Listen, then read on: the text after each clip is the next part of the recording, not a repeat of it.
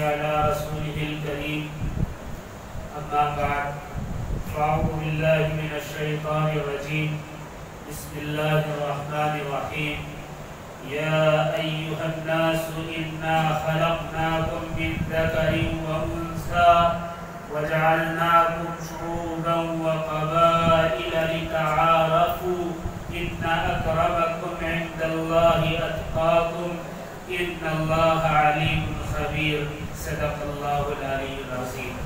بزرگان محترم اور عزیز دوستوں اور ساتھیوں، میں نے آپ کے سامنے ایک آیت تلاوت کی ہے جس کا ترجمہ ہے: اے لوگوں، ہم نے تم سب کو ایک مرد اور عورت سے پیدا کیا ہے اور تمہیں مختلف قومیں اور مختلف خاندان بنا دیا ہے تاکہ تم ایک دوسرے کو پہچان سکو۔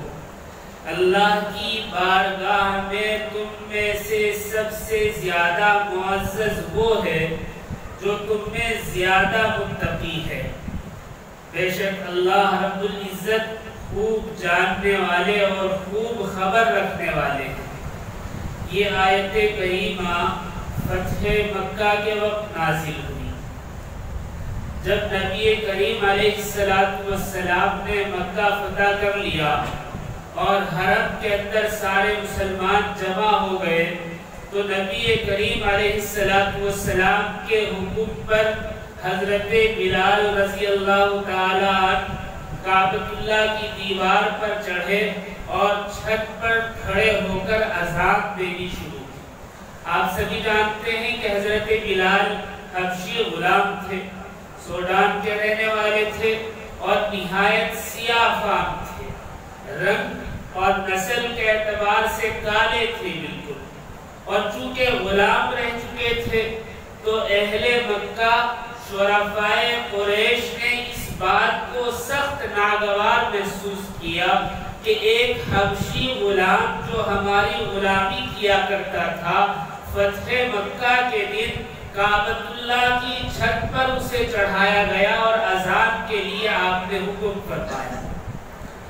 تو جو نئے نئے اسلام لانے والے تھے اور مکہ کے سردار تھے، ان میں سے عطار بن اسید نے کہا: اللہ کا شکر ہے میرا باپ یہ منظر دیکھنے سے پہلے مر گیا۔ یعنی انہیں اتنا ملال اور غم ہوا کہ انہوں نے آپس میں باتیں شروع کی۔ عطار بن اسید نے کہا: اللہ کا شکر میرا باپ یہ منظر دیکھنے سے پہلے مر گیا، اگر وہ دیکھ لیتا تو پتہ نہیں کیا بیتتی۔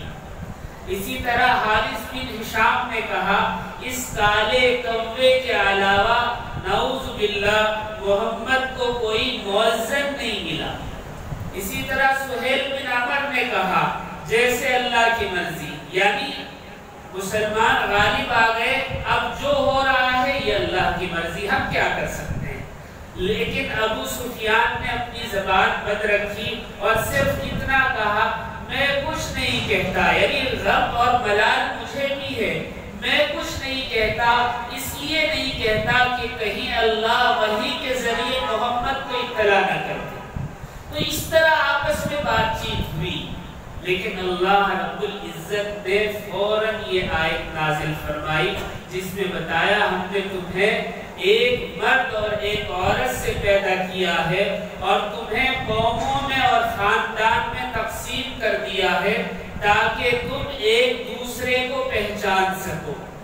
یہ اس لیے نہیں کہ عزت اور شرف اور وقار اور احترام ہو، نہیں، بلکہ قوموں میں اور خاندان میں تقسیم کرنے کا مطلب یہ ہے تاکہ تم ایک دوسرے کو پہچان سکو۔ اس کا مطلب یہ نہیں کہ ایک اچھا ایک برا، ایک عزت والا اور ایک ذلت والا، ایک کو احترام کی نگاہ سے دیکھا جائے اور دوسرے کو ذلیل سمجھا جائے، ایسا کچھ نہیں ہے۔ بلکہ پھر آگے اللہ نے فرما دیا: اللہ کے نزدیک سب سے زیادہ معزز، سب سے زیادہ محترم وہ آدمی ہے جو اللہ سے ڈرنے والا ہو، تقوی والا ہو۔ اور پھر یہ بھی فرما دیا کہ خبردار یاد رکھنا کہ اللہ دیکھنے والے بھی ہیں اور جاننے والے بھی ہیں۔ آج اس آیت پر کافی تحقیقات چل رہی ہے۔ انسان کی فطرت ہوتی ہے کہ وہ ایک ساتھ مل کر رہتا ہے، ایسا نہیں جیسے جانور منفرد رہتے ہوں یا تقسیم رہتے ہوں یا بکھرے ہوئے رہتے ہوں۔ اس میں بھی اللہ کی مصلحت ہے کہ خاندان اور قبیلے یا قوم اور برادریاں جو بنائی ہیں اس کا مطلب یہ ہے کہ انسان کی فطرت کے عین مطابق ہے۔ جو ماہر نفسیات ہیں وہ کہتے ہیں کہ اس میں ایک لاجک ہے۔ وہ کیا ہے؟ وہ لاجک یہ ہے کہ اگر سارے انسان خاندانوں میں اور قبیلوں میں یا قوم میں اور برادری میں تقسیم نہ ہوتے تو انسان تمام ایک جگہ رہتے ہوئے بھی مطمئن نہ ہوتا، یعنی انسانی آبادیاں وجود میں آ جاتی، لیکن انسان اتنے سارے انسانوں میں رہ کر کنفیوز ہو جاتا، تذبذب کا شکار ہو جاتا کہ کون ان میں میرے لیے اچھا ہے کون برا ہے۔ جب خاندانوں میں اللہ نے تقسیم کر دیا تو اس کی لاجک یہ ہے کہ انسان اپنے آپ میں دل کے ساتھ قوت محسوس کرتا ہے کہ میرے پیچھے کوئی ہے، سپورٹر ہے، کسی سے مجھے طاقت ہے، قوت ہے، اور اس کے اندر کانفیڈنس رہتا ہے کہ میں اکیلا اور تنہا نہیں۔ لیکن اگر اسی انسان کو تقسیم کر دیا جائے، جیسے جانور الگ الگ رہتے ہیں، ان میں کوئی برادری نہیں ہوتی، کوئی قوم نہیں ہوتی، کوئی خاندان نہیں ہوتا، انسان کو اگر ایسے تقسیم کر دیا جائے تو انسان سوچے گا کہ میرا کوئی بھی دوست نہیں ہے، اور یہ تنہائی اسے لے ڈوبے گی۔ انسان تنہائی کا شکار ہو کر مختلف بیماریوں میں مبتلا ہو جائے گا اور موت کے منہ میں چلا جائے گا۔ یہ ماہر نفسیات کا کہنا ہے۔ بہرحال قرآن نے تو اس کا مقصد بتا دیا کہ ایک تو بنیادی طور پر ہم نے تمہیں الگ الگ نہیں بنایا کہ باپ الگ ہو ماں الگ ہو، ایسا نہیں، ایک ہی باپ سے ماں کو پیدا کیا، یعنی حضرت آدم سے حضرت حوا کو نکالا، اور پھر ان دو سے یعنی ایک مرد اور ایک عورت سے تمہیں بنایا، اور پھر خاندانوں میں اور قبائل میں تقسیم کر دیا۔ اور یہ تقسیم اس لیے نہیں کہ کسی کو عزت کسی کو ذلت ملے، بلکہ اس لیے ہے تاکہ تم ایک دوسرے کو پہچان سکو۔ اس آیت کے نزول کا مقصد یہ تھا تاکہ اللہ رب العزت لوگوں کے دلوں میں جو برادری کے بت بنے ہوئے تھے اس کو توڑ دے، غرور اور تکبر کو ختم فرما دے۔ آیت میں ایک لفظ استعمال ہوا ہے شعوبہ، شعوب جمع ہے، اس کی واحد شعبن آتی ہے، جس کا معنی ایسی اصل، ایسی بنیاد، ایسا جڑ جس سے کئی قبیلے نکلے ہو، یعنی قوم۔ قوم کیا ہوتی ہے؟ قوم کاسٹ کہہ لیں اس کو ہم۔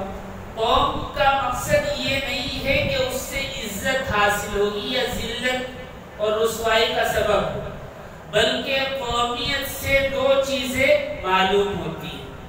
ایک تو یہ کہ یہ کس علاقے کا رہنے والا ہے، علاقائیت، قوم سے معلوم ہوتا ہے کس علاقے کا رہنے والا ہے، اور دوسرا اس کے نظریات پتہ چلتا ہے کہ وہ کس سوچ کا مالک ہے۔ قوم کی صرف یہی پہچان ہے، باقی کوئی نہیں۔ اور جو خاندان کی پہچان ہوتی ہے وہ یہ ہے کہ خاندان سے پتہ چلتا ہے کہ کتنا تعلیم یافتہ ہوگا، اس لیے کہ فیملیاں جو تقسیم رہتی ہیں اس سے پتہ چلتا ہے یہ پڑھے لکھے ہیں، یہ بے پڑھے ہیں، یہ کچھ زیادہ پڑھے ہوئے ہیں، اس طرح تعلیم کا پتہ چلتا ہے خاندان سے۔ دوسرا اس کے اخلاق پتہ چلتے ہیں کہ فلاں خاندان، فلاں فیملی یا فلاں برادری کے عادت اطوار ایسے ہوتے ہیں۔ اور تیسرا یہ کہ مذہب کا پتہ چلتا ہے۔ عام طور پر ایک خاندان ایک ہی مذہب پر ہوتا ہے تو مذہب کا بھی پتہ چلتا ہے، اور پھر مذہب اگر ہے تو اس کا خلوص، اس کی للہیت کا پتہ چلتا ہے، اور پھر خاندان سے یہ بھی پتہ چلتا ہے کہ ان میں انسانیت کتنی ہے۔ اس کا مطلب یہ نہیں ہے کہ یہ معزز ہیں اور یہ غیر معزز ہے۔ اگر کسی کے اندر تعلیم ہے تو اس سے یہ پتہ چلتا ہے کہ تعلیم کی وجہ سے یہ خاندان افضل ہے، نہ کہ خاندان کی افضلیت یا عزت کی وجہ سے وہ اونچے ہو گئے، نہیں، تعلیم کی وجہ سے وہ اونچے ہوئے ہیں۔ اگر کسی خاندان میں اخلاق زیادہ ہے تو وہ اخلاق کی وجہ سے اونچے ہوئے ہیں، کسی میں انسانیت زیادہ ہے تو وہ انسانیت کی وجہ سے اونچے ہوئے ہیں، نہ کہ برادری اور قومیت کی وجہ سے۔ ہمارے ہندوستان میں برادری اور قومیت بہت زیادہ ہے، اور یہ بہت پہلے سے ہے۔ جب ہندوستان میں غیر مسلم ہی تھے، مسلمان نہیں آئے تھے، اس وقت بھی اور آج بھی برادری کا بہت زیادہ زور ہے۔ ہندوؤں کے یہاں، غیر مسلموں کے یہاں کاسٹ کو بہت اہمیت دی جاتی ہے، یہاں تک کہ ایک دوسرے کا قتل بھی ہو جاتا ہے۔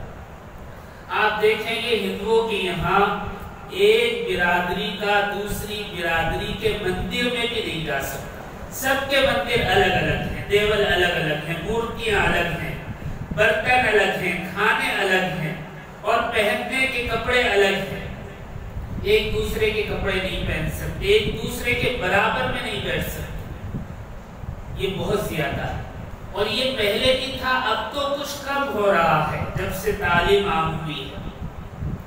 جس وقت مغل بادشاہ اور دوسرے مسلمان بادشاہ ہندوستان میں آئے، اس وقت یہ قومیت اور یہ برادری تعصب اور یہ اچھوت کا مسئلہ بہت زیادہ تھا۔ ایک واقعہ یاد آ رہا ہے، ہمایوں بادشاہ جب ہندوستان آیا اور اس نے اپنی حکومت قائم کی تو قلعے کے اندر، محل کے اندر ایک عورت جھاڑو لگا رہی تھی۔ چمار اور بھیڑ جو ہوتے ہیں جھاڑو لگاتے ہیں، سب سمجھتے ہیں کہ یہ ذلیل قوم ہے۔ ایک عام تصور، اتفاق یہ ہوا کہ ایک ہاتھی بگڑ گیا اور ہاتھی بے قابو ہو کر محل میں بھاگنے دوڑنے لگا۔ اب ظاہر سی بات ہے، ہاتھی کے سامنے جو چیز آئے گی وہ اٹھا کر پھینک دے گا۔ ایسے میں سپاہیوں کے قبضے میں وہ ہاتھی نہیں آ رہا تھا، بہت پریشان، اس کے پیچھے بھاگ رہے ہیں، لیکن قابو میں نہیں آ رہا تھا۔ تو وہ عورت جو جھاڑو لگا رہی تھی، اس کا ایک دودھ پیتا بچہ تھا 8-10 مہینے کا، اس نے اسے راستے میں ایسے بٹھایا اور وہ جھاڑو دے رہی تھی۔ پھر جب تھوڑے سے آگے جاتی پھر اٹھا کر اور آگے لے کر بٹھا دیتی اور پھر جھاڑو دینے لگتی۔ تو دیکھا کہ ایک ہاتھی بھاگتا ہوا آ رہا ہے، تو خوف کی وجہ سے جھاڑو چھوڑ کر ایک طرف کھڑی ہو گئی، لیکن بچے کو اٹھانے کی ہمت نہیں ہوئی اور برابر میں کھڑے ہو کر زور زور سے آواز لگائی، میرے بچے کو بچاؤ، میرے بچے کو بچاؤ، لیکن کسی میں اتنی ہمت نہیں ہوئی کہ کوئی آگے بڑھ سکا۔ اچانک ایک آدمی بنیان اور لنگی میں محل کے اندر سے نکلا، اس کے ہاتھ میں کوڑا تھا، اس نے دوڑ کر سب سے پہلے بچے کو گود میں اٹھایا اور کوڑا لے کر ہاتھی کے سونڈ پر مارنا شروع کیا، تو ہاتھی فوراً پلٹ گیا وہاں سے۔ اس نے وہ بچہ اٹھا کر اس عورت کو دیا۔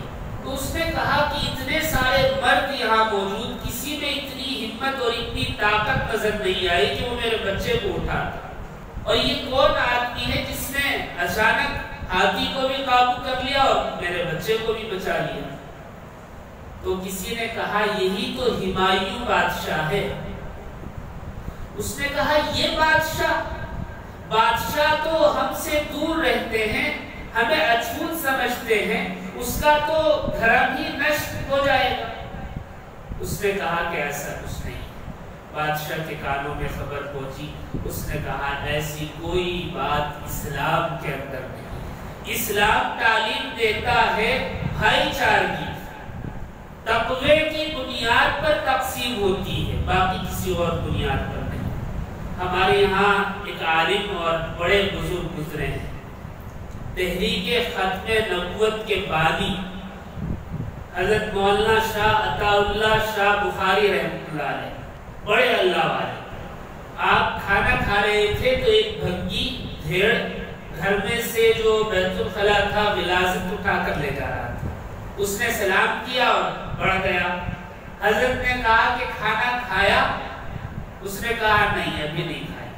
حضرت نے کہا کہ کام کرو، یہ ٹوکرا یہ غلاظت باہر رکھ کر آؤ اور ہاتھ پیر دھو کر آنا۔ اس نے سوچا پتہ نہیں کیا بات ہے، وہ ہاتھ منہ اچھی طرح دھو کر آیا تو حضرت نے اپنے برابر میں چٹائی پر اسے بٹھایا اور لقمہ اپنی پلیٹ میں سے اٹھا کر اپنے ہاتھ سے اس کے منہ میں دیا۔ اس نے کہا حضرت آپ کیا کر رہے ہیں؟ ہم اچھوت ہیں، آپ پر بدنامی کا داغ لگ جائے گا، آپ کے مذہبی لوگ کیا کہیں گے؟ حضرت نے کہا یہ مجھے مذہب ہی سکھاتا۔ اس نے کہا کہ حضرت اگر یہ مذہب ہی سکھاتا ہے تو آپ تھوڑی دیر انتظار کریں، میں ابھی آتا ہوں۔ گھر گیا اور جانے کے بعد وہاں سے اپنی بیوی اور بچوں کو کہا کہ جلدی جلدی منہ ہاتھ دھو، صاف ستھرے کپڑے پہنو اور چلو۔ وہ سب آئے اور آ کر حضرت کے پاس بیٹھے اور کہا کہ حضرت اگر یہی اسلام ہے تو ہمیں کلمہ پڑھا دیجیے۔ عزت اور توقیر برادری اور قوم کی وجہ سے نہیں بلکہ تقوی اور ایمان کی بدولت ہوتی ہے۔ اللہ کے نزدیک دو طرح کے انسان ہوتے ہیں، ایک ایمان والے اور ایک غیر ایمان والے۔ غیر ایمان والے جو ہیں وہ کافر اور مشرک ہیں، ایمان والے جو ہیں ان کی دو تقسیم ہیں، ایک انہوں نے اللہ کی بات مان لی اور عمل کر رہے ہیں، دوسرے وہ جو اللہ کی تو بات مان رہے ہیں عمل کر رہے ہیں لیکن اللہ سے زیادہ خوف کھاتے ہیں، زیادہ ڈرنے والے ہیں۔ ان اہل ایمان میں جو زیادہ ڈرنے والے ہیں یہ معزز ہے اللہ کے نزدیک۔ برادری اور قوم اور خاندان کی وجہ سے اگر کسی کو عزت حاصل ہو سکتی ہے تو وہ صرف اہل بیت اطہار ہے ورنہ کوئی نہیں۔ نبی کریم صلی اللہ علیہ وسلم کے خاندان کے لوگ، سادات خاندان کے لوگ جو ہیں، حضرت حسین اور حضرت حسن سے جو نسل چلی ہے حضرت فاطمہ کی، یہ لوگ معزز ہو سکتے ہیں برادری کی وجہ سے۔ باقی کوئی برادری کسی سے اونچ اور نیچ نہیں رکھتی، کوئی معزز اور کوئی ذلیل نہیں ہے۔ نبی کریم علیہ السلام فتح مکہ کے دن آپ نے اپنی اونٹنی قصبہ پر بیٹھ کر طواف کیا اور بھیڑ اتنی زیادہ تھی کہ جب طواف سے فارغ ہوئے تو اترنے کے لیے آپ کو جگہ نہیں تھی، لوگوں کے کندھوں کا سہارا لے کر آپ اونٹنی سے اترے اور پھر آپ نے خطبہ دیا۔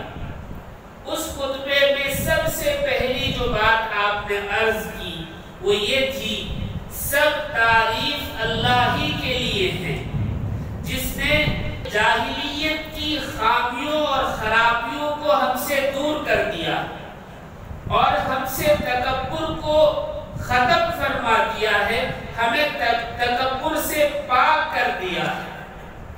اور پھر فرمایا انسانوں کے صرف دو گروہ ہو سکتے ہیں، دو گروپ ہی ہو سکتے ہیں، ایک نیک اور متقی لوگ جو اللہ کے نزدیک محترم اور معظم ہیں، عزت والے ہیں، اور دوسرے بدکار اور بدبخت لوگ جو اللہ کے نزدیک نہایت حقیر اور ذلیل رسوا ہیں۔ پھر فرمایا ان کے علاوہ جو بھی ہیں تمام کے تمام آدم کی اولاد ہیں۔ اور پھر فرمایا اور آدم مٹی سے بنائے گئے ہیں، جو آئے تھے بالکل ہو بہو وہی آپ صلی اللہ علیہ وسلم نے خطبہ دیا۔ اللہ اکبر۔ لیکن ہمارے یہاں آج بھی برادری کے بت بنے ہوئے ہیں، بات بات میں برادری کی بات آتی ہے، میرا خاندان ایسا میری کاسٹ ایسی، تمہارا خاندان ایسا، تمہاری کاسٹ ایسی، یہ چیز صحیح نہیں ہے۔ کچھ لطیفے سنا دوں تو بات سمجھ میں آئے گی۔ ایک شوہر گھر میں آیا اور اس نے اپنی بیوی سے کہا کہ کھانا لگا دیا۔ جب اس نے کھانا شروع کیا تو اس میں نمک نہیں تھا، تو شوہر نے کہا کہ اس کھانے میں تو نمک ہی نہیں، سالن میں بالکل بھی نمک نہیں۔ تو بیوی نے بات بنانے کو کہا کہ اصل میں سالن جل گیا تھا، اس لیے نمک کا احساس نہیں ہو رہا ہے، نمک کا ذائقہ محسوس نہیں ہو رہا ہے۔ تو شوہر نے کہا کہ ٹھیک ہے، جل گیا تھا تو ٹھیک تھا، جلے ہوئے میں ہی نمک ڈال دے۔ تو بیوی نے اپنی جان بچانے کو کہا کہ میں خاندانی ہوں، میں ایسے ویسے خاندان کی نہیں ہوں، میں خاندانی ہوں، اور ہمارے خاندان میں جلے ہوئے پر نمک نہیں چھڑکتے۔ سمجھ رہے؟ بہرحال اسی طرح ایک اور واقعہ ہے تو لطیفہ۔ ایک بچہ اسکول سے آیا اور اس نے باپ سے پوچھا کہ ابا جان ایک بات بتائیے کیا کہ جب آپ کبھی فیل ہوئے ہوں گے تو آپ کے جو والد صاحب تھے میرے دادا، انہوں نے آپ کے ساتھ کیا معاملہ کیا؟ تو اس نے کہا کہ بیٹا جب میں فیل ہوا ایک مرتبہ تو میرے والد نے میری خوب دھلائی کی، خوب مارا۔ تو اس نے کہا کہ اچھا جب دادا جان کبھی فیل ہوئے ہوں گے تو کیا ہوا؟ کہا کہ دادا جان جب فیل ہوئے تھے تمہارے تو میرے دادا نے ان کی خوب کٹائی کی۔ کہا کہ اچھا پھر جو پردادا میرے تھے یعنی آپ کے دادا تھے، اگر وہ کبھی فیل ہوئے ہوں گے ان کے ساتھ کیا معاملہ ہوا؟ کہا کہ ان کے والد نے ان کی خوب پٹائی کی۔ تو بیٹے نے کہا کہ ابا میں بھی فیل ہو گیا، اور ایک کام کرتے ہیں، آئیے بیٹھتے ہیں، بیٹھ کر بات چیت کرتے ہیں، مذاکرہ کرتے ہیں تاکہ خاندانی دہشت گردی کو ختم کیا جا سکے۔ بہرحال یہ خاندان جو آج کل ہمارے یہاں چلتا ہے اس کی بات بتا رہا ہوں۔ ایک اور لطیفہ یاد آ گیا، جب کسی کے پاس نئی نئی دولت آتی ہے تو اس کے پر نکل آتے ہیں۔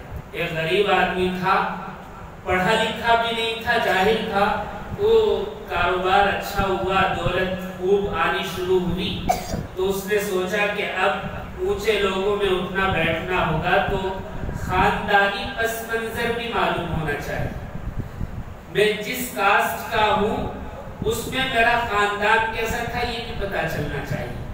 تو ایک پرائیویٹ ڈکٹیٹر کو اس نے بلایا اور کہا کہ ذرا میرے خاندان کے متعلق تحقیق کرو کہ کہاں سے ہیں اور کیسے عزت دار لوگ تھے۔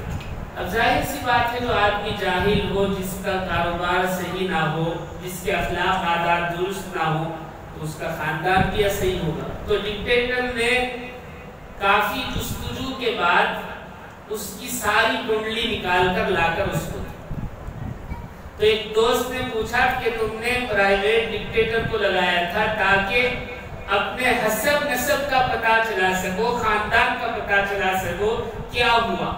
کہا کہ وہ تو پتہ چل گیا تھا کہ پھر کہ اس وقت تو خاندانی وجاہت کے لیے میں اس کو تنخواہ دے رہا تھا، اور اب اس کا منہ بند رکھنے کے لیے کہ میرا خاندان کہاں سے ہے پیسے دے رہا ہوں۔ تو خاندان جو ہے یا برادری جو ہے اس سے انسان کی عزت نہیں ہوتی، یہ غلط ہے۔ ہمارے یہاں جو تصور ہے یہ بالکل غلط ہے، قرآن نے اس کی نفی کی ہے۔ قرآن نے کہہ دیا بنیادی طور پر ایک ہی مرد اور ایک ہی عورت سے ہم نے تمہیں پیدا کیا اور تمہیں قوموں میں اور برادری میں تقسیم کر دیا، اس لیے تاکہ تمہاری پہچان ہو سکے۔ اور پھر فرما دیا کہ اللہ کے نزدیک اگر کسی کی عزت ہے، کوئی مکرم ہے، کوئی محترم ہے، تو پھر وہ اپنے تقوی کی وجہ سے ہو سکتا ہے، بغیر تقوی کے نہیں۔ نبی کریم علیہ السلام نے ایک مرتبہ ارشاد فرمایا جو آدمی خاندان کے بغیر وقار چاہتا ہو ایک چیز، اور جو بغیر مال کے غنی ہونا چاہتا ہو، مالدار ہونا چاہتا ہو، دوسری بات، اور جو شخص بغیر طاقت کے قوت حاصل کرنا چاہتا ہو، یعنی اس کے پاس کوئی اسلحہ، کوئی فوج اور کوئی دبدبہ نہیں اور پھر بھی طاقت حاصل کرنا چاہتا ہے، یہ تیسری بات۔ اور چوتھی بات، بغیر کسی سپورٹ کے، بغیر کسی فالوور کے وہ مشہور ہونا چاہتا ہو، تو پھر یہ چوتھی بات ہے، تو اس کو ایک کام کرنا ہے اور ایک چھوڑنا ہے۔ آپ نے فرمایا ایک کام کر لے اور ایک چھوڑ دے، تو اللہ رب العزت اسے یہ ساری چیزیں عطا فرما دے۔ کیا کام ہے؟ اللہ کی نافرمانی والے ذلت کے راستے کو چھوڑ دے، ایک کام چھوڑنا، مطلب اللہ کی نافرمانی کرنے سے ذلت کا راستہ ملتا، ایک بات۔ دوسری بات، اللہ کی فرما برداری والے عزت کے راستے پر آ جائے، یہ کام کرنا ہے، ایک نہیں کرنا ہے اور ایک کرنا ہے، ایک چھوڑنا ہے، ایک پکڑنا ہے۔ چاروں چیزیں اللہ رب العزت ایسے ہی عطا فرما دے گی۔ اللہ، معلوم یہ ہوا کسی برادری سے، کسی خاندان سے، کسی قبیلے سے اور کسی قوم سے عزت حاصل نہیں ہوتی، عزت صرف اللہ کا تقوی اختیار کرنے سے ہوتی ہے۔ اللہ رب العزت ہمیں بھی اپنے متقی لوگوں میں شامل فرمائے۔ وآخر دعوانا ان الحمدللہ۔